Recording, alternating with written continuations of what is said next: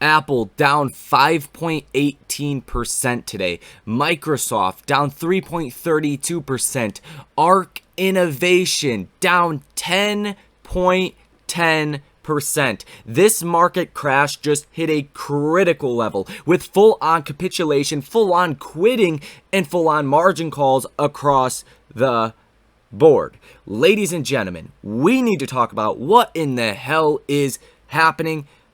What's going to happen next? We are really in a tricky spot right now. If we do not see a bounce soon, this could develop into an even worse situation. Now, I will say, we have seen a lot of discounting in the market. We've seen a lot of pain across the board. And a lot of people have already quit or have gotten liquidated. If you had a lot of margin outstanding, I mean, you don't now. You've been forced to get out of that margin debt. So we have a lot to talk about. There's a lot of moving parts here. We had Fed Bullard that did just speak, and he said some really weird things that we should go over. We have some data coming out tomorrow. We just got a lot to talk about. So let's dive into it. If you guys have any comments, questions, or concerns, feel free to source that information. Ask a question down below in the comment section. If it does not get answered and you want a direct, real-time response to your question, come join us on the live stream tonight in between 10 and 11 p.m. Eastern Standard Time. We will be live, and I don't even know what to say about this anymore. It's gotten so bad that it's just like, what do you even say anymore? Like, what do you even say? So many stocks that I personally own were down over 15% today. DraftKings down 10, Square down like 16, Affirm down almost 20, Fubo down almost 20. It's into AMC down like 16. It's getting pretty wild. And if you look at the S&P, it is extremely bearish, considerably more bearish than we have been all throughout 2022. Obviously, we're like a falling knife at this point, just straight into the ground. Now, you'll see that usually when you fall this hard, this fast, you tend to see quick bounces. That's what you've seen in 2018 in the beginning, end of 2018, what you've seen in 2020, and likely what you'll see now. But I will say the Fed is not your friend right now, and they're essentially trying to do this to the stock market. Like, there's been no secret that they've been trying to do this. But the difference here is that the Fed is not likely to come in and actually U-turn completely on policies. But what is important to know is, yet the Fed wanted this. I don't think they wanted this fast. Does that make sense? The Nasdaq year to date is down 28.22%. I think they wanted this kind of drop, but not in the first 5 months. I don't think they wanted the worst stock market since 1939. I don't think that's what they had in mind. So the Fed comments here can be very important. If the Fed does, start to talk like maybe they've done enough and maybe they should just hold off for a little while, that's potentially what I could see giving us a bounce. But other than that, there's really nothing. Like, we haven't had a bit of good news, like a bit of real positive news in a very, very long time. It's been months since we have had something positive. Bad GDP, bad inflation, bad unemployment data, bad Fed, bad earnings for the most part, like not great earnings, pretty bad across the board. Nothing has been good. So there really has not been a huge reason for the markets to bounce. And now you add, all of these margin calls into the situation. And that's where you can get these full-on risk-off moments where the ARC ETF drops 10% in a day. Like that ETF is down like 70% from its peak. Margin debt still sitting at about $800 billion. I imagine the data for April is going to come in much lower, maybe $650 billion, if not possibly $600 billion for margin. But considering where we were during the crash of 2020 at the lows in March, we were sitting at $479 billion of margin debt. So there is still a substantial amount of margin debt now comparatively to 2 years ago, which is, I guess, call it not such a great thing. If you look at the heat map, just anything tech or consumer cyclical got absolutely destroyed today. Like, tech just got destroyed. Nvidia down 5.5, Apple 5.2. Those are some of the biggest decliners there. Facebook down almost 5. Not good. Even banks got destroyed as well.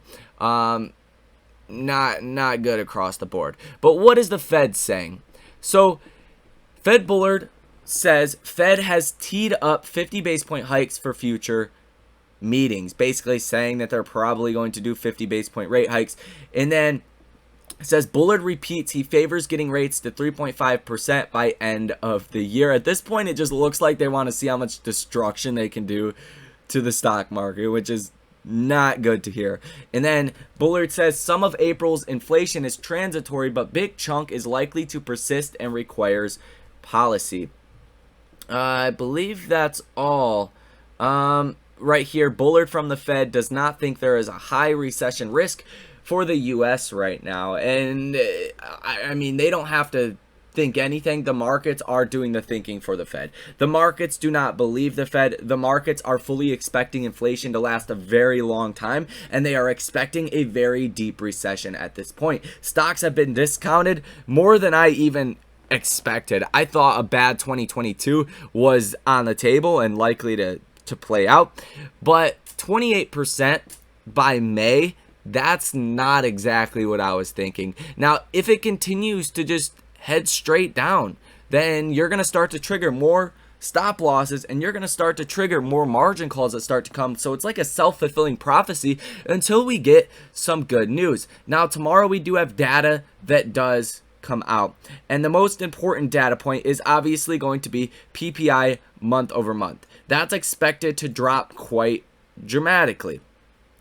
From about 1.4% month over month down to about 0.5% month over month. So if that is really good, you could see some people bullish about that, but it's not as important as CPI. CPI is much more important in terms of, you know, what the Fed actually looks at, core CPI specifically month over month, and that came out very, very bad today, which we'll talk about in just one second. But PPI could be bullish, and I don't think, to be honest with you guys, I don't think we need to see like some groundbreaking bullish catalyst to see a substantial bounce, considering we have fallen so much. And then you do have initial jobless claims tomorrow as well. If labor markets are still really, really hot, that's obviously not going to be a good thing for the stock market. So potentially could see some bullish catalyst for tomorrow.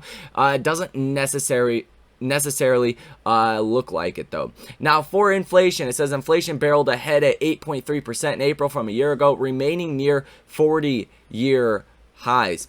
Core CPI, which excludes food and energy, was also higher than expected, rising 6.2%. Shelter cost, which comprise about 1/3 of the CPI, rose at their fastest pace since 1991. Inflation adjusted earnings continued to decline for workers, falling 2.6% over the past year due to the surging cost of living. Now, the fact that people are making more money, sure, is good, but with inflation this high, they're still losing money. And the tighter the labor market stays for, you know, an even longer extended period of time, the more these companies have to pay out to acquire those workers, right? You can't really offer, you know, $14, $15 an hour now when you could go somewhere else and they could pay you a little bit more and then a little bit more, right? So there's a lot of competition, and it really makes the cost of labor become very, very expensive. And I think that's why tomorrow's initial jobless claims could be pretty important, and PPI as well, producer price index.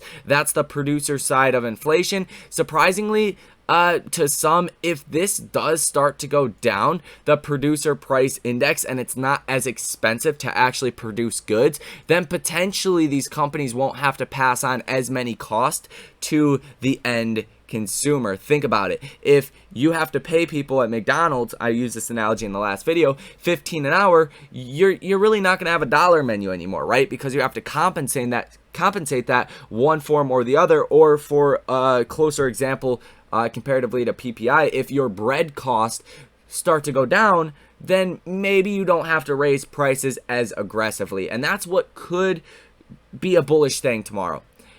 Now, I'm not really expecting it to, just because CPI was pretty bad, but it could be the case. Now, back to the economic data, you can see there is some Fed speakers tomorrow as well. FOMC member Daly speaks, and it could be one of these members that speaks that could trigger a bullish rally. If they do start to kind of lean more towards the dovish side, that could obviously be very, very good for the markets. I'm not really expecting it right now, but I think certainly if the markets were to fall in another 5 to 10%, you're going to see the Fed step in and try to slow this thing down. Not meaning, you know, it's over, but at least slow it down, because when the stock market takes hits like this, you start to get a lot of uncertainty in the markets, in the economy, and that does feed into slower economic activity, and that is obviously not good for the Fed, right? They need slower economic activity. But the thing with the stock market is, you know, if the stock market drops,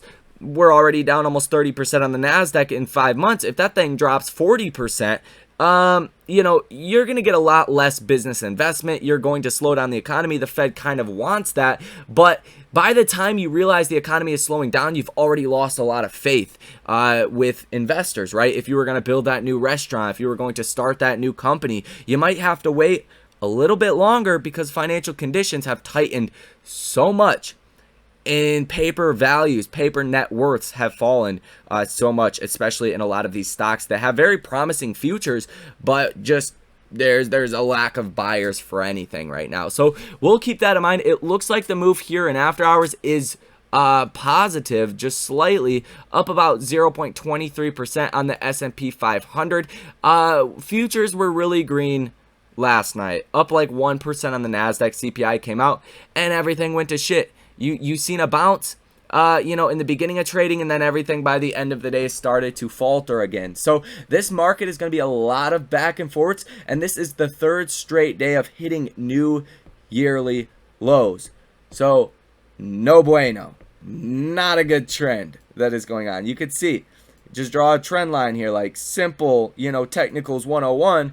It's pretty much straight down. So we want to hope for a bounce. We want to see a bounce, but we need some kind of good news to get a bounce. If I am missing something, potentially a data point that comes out that could be good, or just anything in general you think could cause this market to bounce, come join us on the live stream. Source your information, source your questions, your facts, whatever you really want to talk about, because maybe I'm missing something, but it doesn't really look like we have anything for scheduled you know, events or data that could be super bullish, besides if PPI is bullish tomorrow. If it's not, then this could be a long road to the downside. But I think it's pretty appropriate to point this out, that the most millionaires in history were actually created during the Great Depression, and every other down cycle creates more millionaires than essentially millionaires that lose their millionaire status due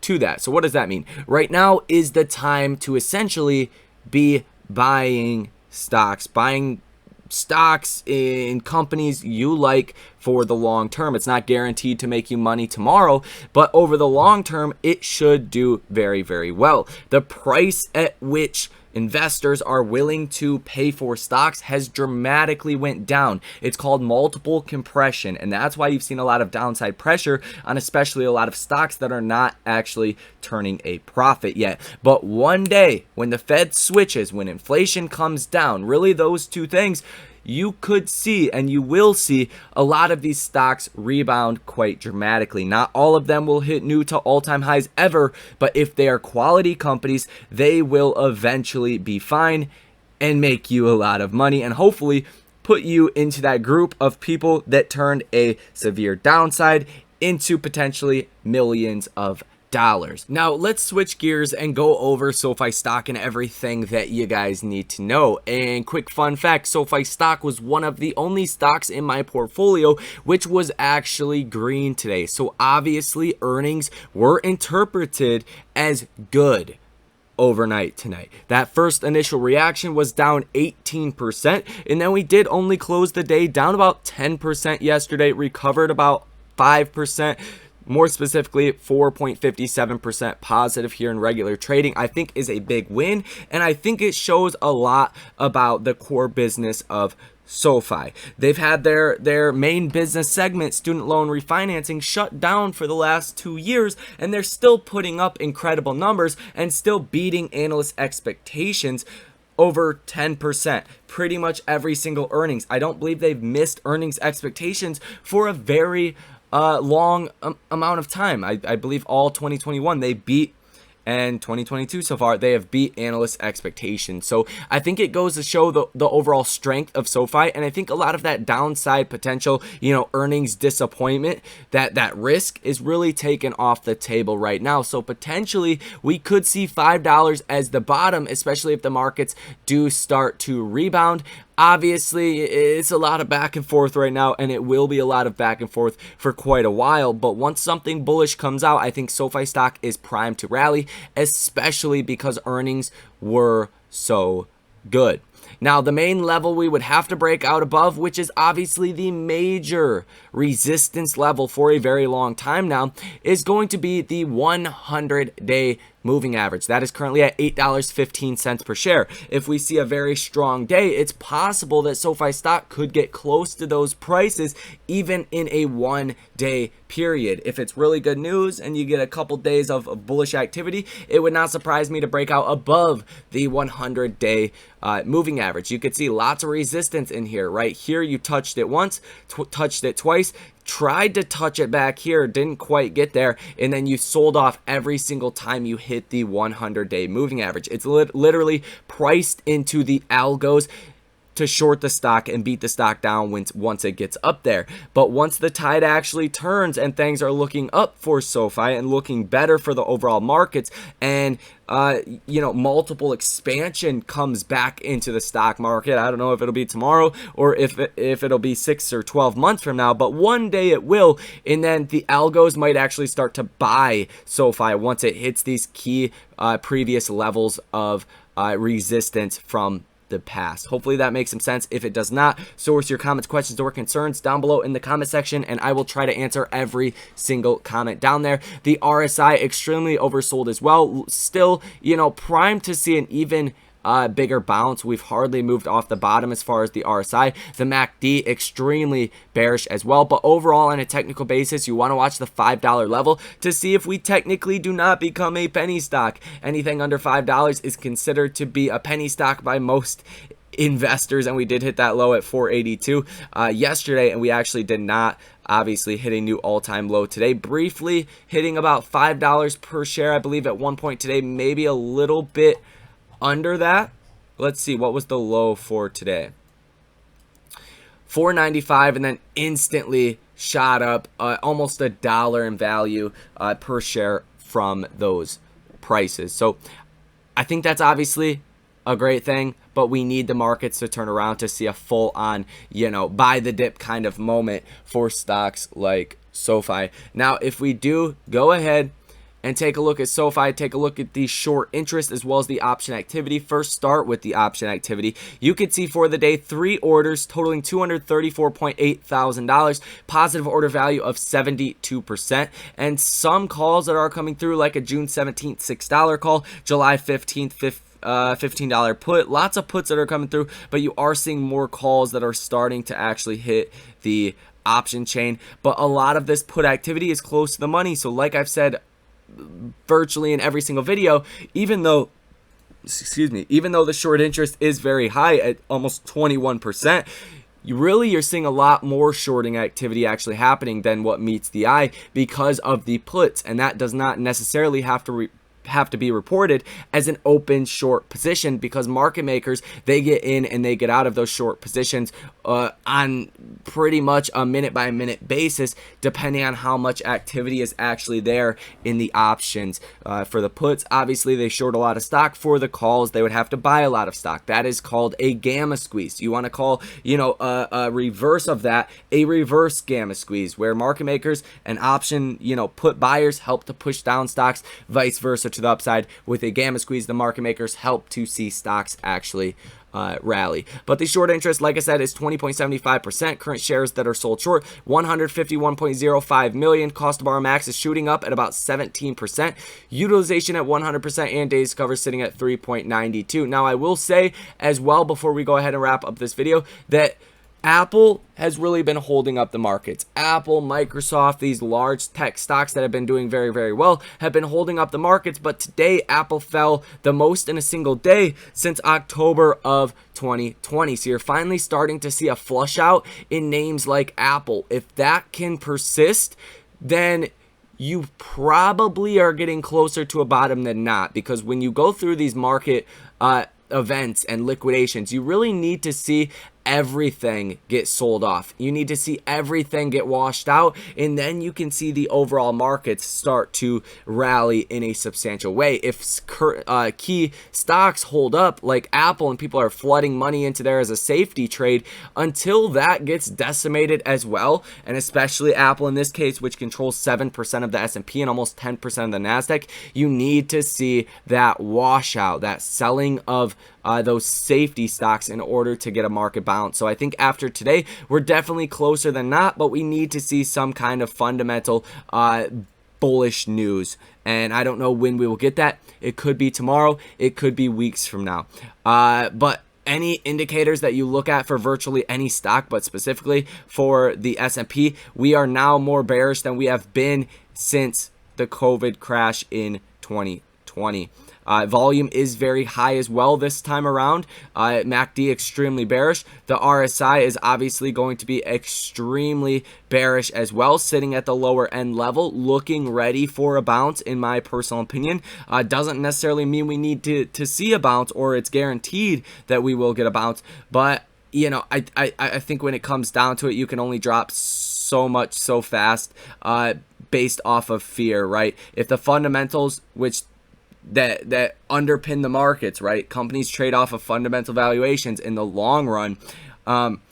You need to see those fundamental valuations go down in a meaningful way to really see a justified 30% NASDAQ sell-off in 5 months. My opinion there, I'm just a random guy. I could be wrong in that, but I think that's pretty fair to say at this point. So that is going to be all for this video. Watch that key level at $5 per share for SoFi stock and see if SoFi continues to hold up strength through all of this market turbulence. Hit the like button, subscribe to the channel, source your comments, questions, or concerns down below in the comment section. Like I said, I will try my best to answer every single question that is posted down there.